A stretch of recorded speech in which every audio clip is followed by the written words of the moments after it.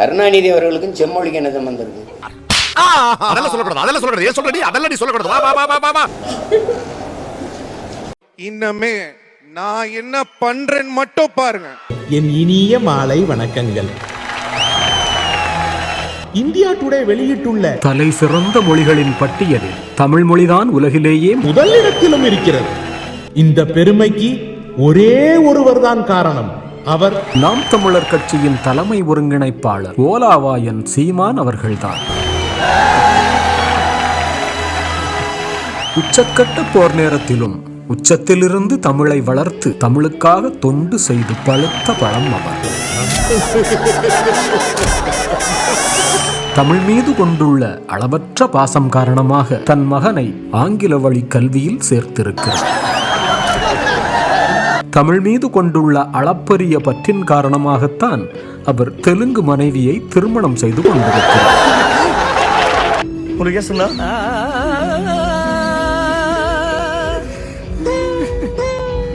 என்னமோ silver jubilee ஒரே அடியில் நொட்டிட்டு போயிடுச்சு தம்பி.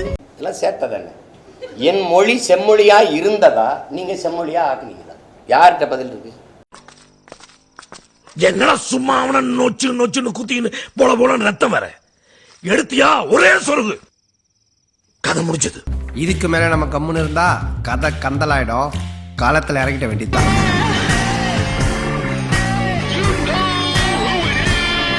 யாராவது மேல அதிகாரி ஊமத்துல எங்க கேட்டா ஒரு கலவரத்தை வித்தியாசமா அடக்க போயிருக்காரு சொல்லு. தமிழ் மொழி என்றாலே நம் நெஞ்சில் பெருமிதம் பொங்கும். ஆனால் இந்த தமிழுக்கு செம்மொழி அந்தஸ்து கிடைக்க பின்னணியில் ஒரு மேதையின் பங்களிப்பு இருக்கிறது. அவர் வேறு யாருமல்ல, முத்தமிழறிஞர் டாக்டர் மு. கருணாநிதி.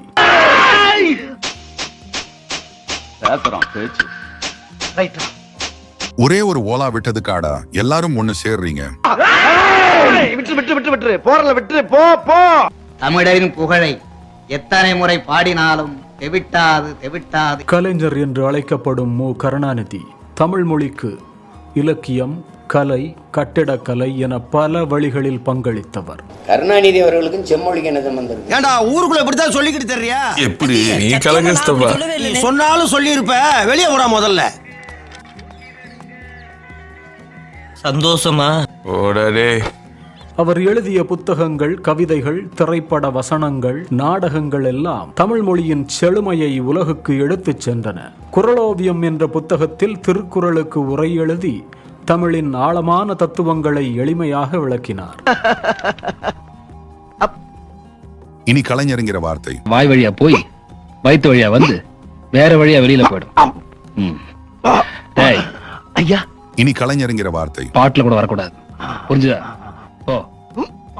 ரோமாபுரி பாண்டியன், தென்பாண்டி சிங்கம் போன்ற வரலாற்று நாவல்களும் பொன்னர் சங்கர் போன்ற திரைப்படங்களும் தமிழ் பண்பாட்டை பறைசாற்றின. அதோடு சென்னையில் வள்ளுவர் கோட்டத்தையும் கன்னியாகுமரியில் 133 அடி உயர திருவள்ளுவர் சிலையையும் நிறுவி தமிழின் பெருமையை கட்டிடக்கலையிலும் பதிவு செய்தார்.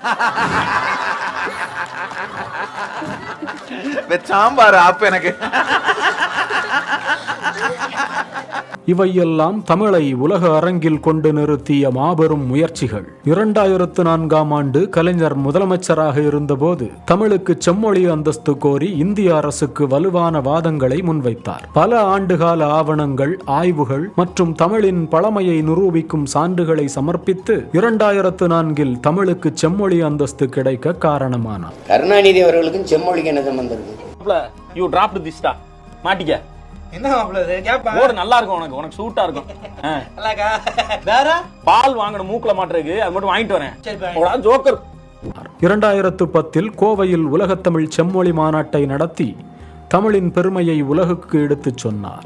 இந்த மாநாடு தமிழ் ஆய்வுகளுக்கும் தமிழ் இலக்கிய வளர்ச்சிக்கும் புதிய உத்வேகம் அளித்தது. இதற்காகவே அவரை முத்தமிழறிஞர் என்று அனைவரும் புகழ்ந்தனர். எரிச்சலாவே இருக்கு எனக்கு. என்னமோ நாள் முழுக்க எரிச்சலா இருக்கு. டென்ஷன். கலைஞரின் தமிழ் தொண்டு இலக்கியத்தோடு மட்டும் நின்றுவிடவில்லை. 1937-40 ஆண்டுகளில் ஆண்டி ஹிந்தி போராட்டத்தில் 14 வயதிலேயே மாணவர் இயக்கத்தை தொடங்கி தமிழின் தனித்தன்மையை பாதுகாத்தார்.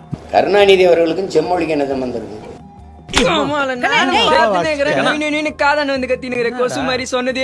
முரசொலி பத்திரிகையை தொடங்கி தமிழ் மக்களின் குரலை உலகுக்கு எடுத்துச் சென்றார். 50 ஆண்டுகளாக தினமும் தனது கட்சி உறுப்பினர்களுக்கு, உடன்பிறப்புகளுக்கு என்று கடிதங்கள் எழுதி தமிழில் தொடர்பை வலுப்படுத்தினார். இவையெல்லாம் தமிழ் மொழியின் வளர்ச்சிக்கு அவர் அளித்த மாபெரும் பங்களிப்புகள். டேய், இப்ப நீ சப்பே ஆயிட்டடா. அப்ப என்னடா சவுடால் விடுற? கலைஞர் மு கருணாநிதி தமிழுக்கு செய்த தொண்டு ஒரு பொக்கிஷம். அவரது இலக்கியங்கள், செம்மொழி அந்தஸ்து, வள்ளுவர் கோட்டம், திருவள்ளுவர் சிலை மற்றும் தமிழ் பண்பாட்டை உயர்த்திய முயற்சிகள் எல்லாம் நமக்கு பெருமை சேர்க்கின்றன. இன்று தமிழ் உலக மொழிகளோடு தலை நிமிர்ந்து நிற்கிறது என்றால் அதற்கு கலைஞரின் பங்களிப்பு மறுக்க முடியாத ஒன்று.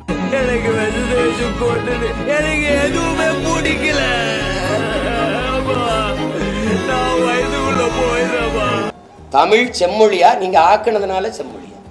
இந்த உலகமே உன்னை எதிர்த்தாலும் நீ தோத்துட்டன்னு உன் காதுல வந்து கத்துனாலும் தோத்துட்ட.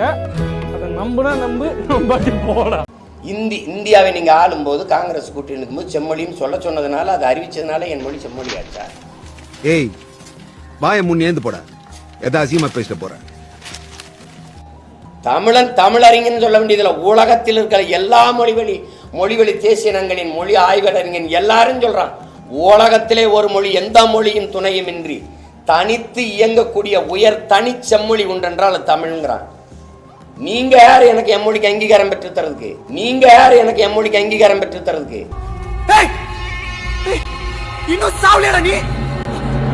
நீங்க யார் எனக்கு எம்மொழிக்கு அங்கீகாரம் பெற்று தரதுக்கு? நீங்க யார் எனக்கு எம்மொழிக்கு அங்கீகாரம் பெற்று தரதுக்கு?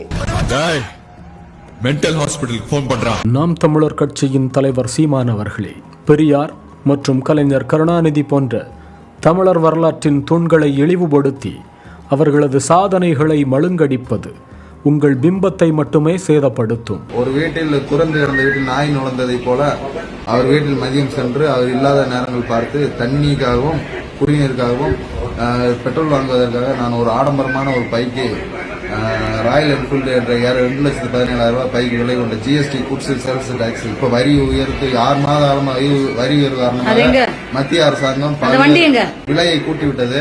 அந்த பைக்கை நான் சாவியோடு ஒரு கண்ணாடி மாளிகையில் நின்று கொண்டிருந்தது. அந்த ஊர் எனக்கு சரியாக ஞாபகம் இல்லை. ஞாபகம் வந்ததும் காலையில் தெரிவிக்கிறேன். அந்த வீட்டிற்குள் போகும்போது ஒரு ரம்மியமான அமைதியான காட்சி நிறைந்த ஒரு தோற்றம், எழில்மிகு ரசனைக்குரிய சிந்தனைக்குரிய சிற்பிகளின் எழுத்துக்கள், வாசகங்கள் அண்டு படம் வரைபடங்கள்.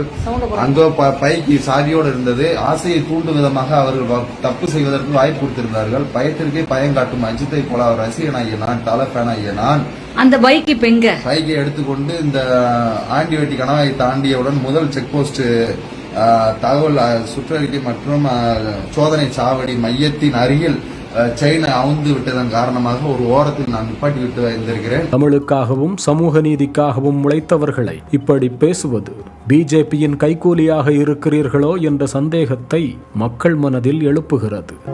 முந்தியெல்லாம் ஒரு ஜோக்க சொல்லி எல்லாரும் சிரிங்க சிரிங்கன்னு சிரிக்க வைப்பேன். இப்போ ஊரே என்ன பார்த்து சிரிக்கும் போது என் வாழ்க்கை பார்த்தீங்களா ஒரு பெரிய ஜோக் ஆயிடுச்சு. உங்கள் வாய்ஜாலங்களால் தமிழர் ஒற்றுமையை சீர்குலைப்பதை விட உண்மையான தமிழ் பணியில் ஈடுபட்டு பிஜேபியின் பொறியில் சிக்காமல் தமிழ் மக்களின் நம்பிக்கையை பெற முயலுங்கள். இந்த பாதையில் தொடர்ந்தால் தமிழர் மனங்களை வெல்வது கடினமாகிவிடும். சிந்தியுங்கள், திருந்துங்கள். வாய்ப்பில்லை ராஜா, வாய்ப்பில்லை. நீங்க யார் எனக்கு எம்மொழிக்கு அங்கீகாரம் பெற்று தரதுக்கு? நீங்க யார் எனக்கு எம்மொழிக்கு அங்கீகாரம் பெற்று தரதுக்கு? சீமான், உன்னை போன்ற தற்குறிகள் தமிழ் மொழியின் பெருமையையும் கலைஞர் கருணாநிதியின் பங்களிப்பையும் மறைக்க முயல்கிறீர்கள். கலைஞர் தமிழை அழித்தாரா, இல்லை தமிழுக்கு செம்மொழி அந்தஸ்து பெற்று தந்து உலக தமிழாராய்ச்சி மாநாடு நடத்தினாரா? தமிழ் இலக்கியத்தையும் கலையையும் வளர்த்தவர் அவர். உனது வாய் ஜாலங்களால் உளறுவதை விட கலைஞரின் திருக்குறள் உரைகளையோ தமிழ் மொழிக்காக அவர் ஆற்றிய பணிகளையோ ஒரு முறை படித்துப்பார். நீங்க யார் எனக்கு எம்மொழிக்கு அங்கீகாரம் பெற்று தரதுக்கு? பிஞ்சு ஒரு வாரம் ஆச்சு.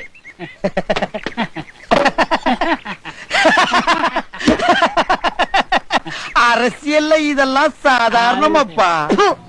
தமிழை வளர்த்தவர்களை இழிவுபடுத்தி பிஜேபியின் கைகூலியாக மக்கள் மனதில் பதிய நினைக்கிறாயா? நீ எல்லாம் ஏன் சட்டி போட்டு பேண்ட் போட? பேண்ட போட்டு சட்டி போட வேண்டியதானே? தமிழர்களின் ஒற்றுமையை சீர்குலைக்கும் உனது பேச்சு உன்னையே தனிமைப்படுத்தும். சிந்தித்து தமிழுக்காக உண்மையாக உழை சீமான். இல்லை என்றால் நீ வெறும் சாமான். வேற எது வேணா சொல்லுங்க, நான் செய்யறேன். மேல இருந்து குதின்னு சொல்லுங்க, குதிக்கிறேன். கைய வெட்டிக்கன்னு சொல்லுங்க, வெட்டிக்கிறேன். ஆனா இது மட்டும் வேண்டாங்க. தமிழ் மக்கள் உன்னை மன்னிக்க மாட்டார்கள். தமிழுக்கு நீ செய்யும் இன துரோகம் ஒரு நாள் உன்னை முச்சந்தியில் நிறுத்தும். இந்த ஆட்டம் போதுமா குழந்தை?